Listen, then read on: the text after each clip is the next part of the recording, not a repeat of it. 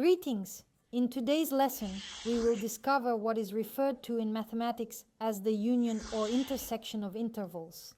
Sure, we will be discussing the intersection or union of number intervals in our class. We have used the concepts of union and intersection before, but when we talked about the intersection or union of sets, for example. Today, we will talk about the intersection and union of number ranges. Let's recall that in mathematics, the intersection is represented by this symbol, while the union is indicated by this symbol. If we are discussing intervals, particularly numerical ones, we will identify the intersection or union of these numerical intervals. Let's solve some examples. Here is the first example. If I have two numerical intervals given, the first interval goes from -2 to 7, and the second interval is from 4 up to 11. We need to find the union of these two intervals. In our response, we certainly need to note the interval, so I will make room for our answer. However, to record the answer, we will first illustrate these intervals on the coordinate line. So on the number line, I will mark the first interval from -2 to 7.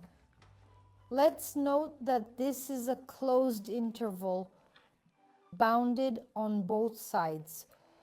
At -2, I denote the points with these coordinates using a filled dot and point 7. As a result, we illustrate our interval from 2 to 7 inclusive. Now let's demonstrate the interval from 4 to 11. We will represent this interval on the same coordinate axis. It's important to note that the number 4 lies between 2 and 7. So between them, I conditionally denote the point at the coordinate of 4 and the number 11. The number 11 is to the right of the number 7. Now I must demonstrate this interval. How do I show it? To make it visible what this interval is, I will show it in this way. Consequently, I receive the following diagram, but we must specify the union of these two numerical intervals in our answer. How should we express this? The thing is that when we show the union, we display all values that belong to any of these intervals. What do we end up with? Visually, we have shown these intervals. And to write the answer, I draw attention to my designation on this interval, starting my notation from the number 2 until we reach 11. But we need to pay attention to the points between -2 and 11. These are the numbers 4 and 7, but these values belong in the span from 4 to 11, and 7 is in the range from -2 to 7. Thus, these values... I am skipping ahead. I will not pause at the numbers 4 and 7, as these numbers are part of my set in our numerical spans. The number 4 belongs to the second range, while the number 7 is in the first range. Therefore, if I travel from -2,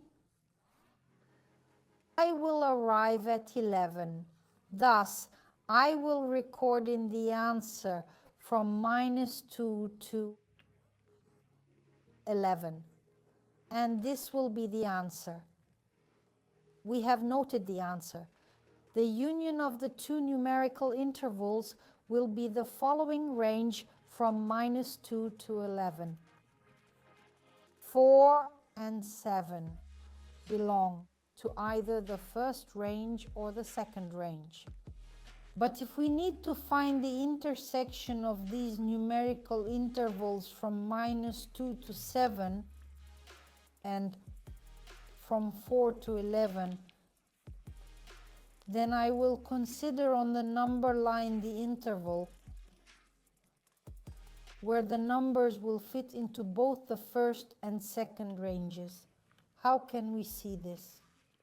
Again, we create the coordinate line. On the coordinate line, we mark the interval from -2 to 7 inclusive, and the range from 4 to 11 inclusive. To record the answer in this case, I need to take such an interval which will contain numbers from both the first and the second intervals simultaneously. I created a visual representation of our intervals on the coordinate line to illustrate the specific range where numbers are included in the first interval and the second interval. So the answer is from 4 to 7.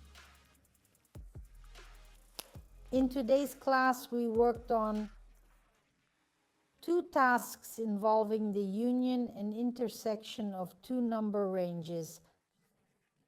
Next time, we will tackle a few more exercises. For now, our lesson is over. Farewell until we meet again.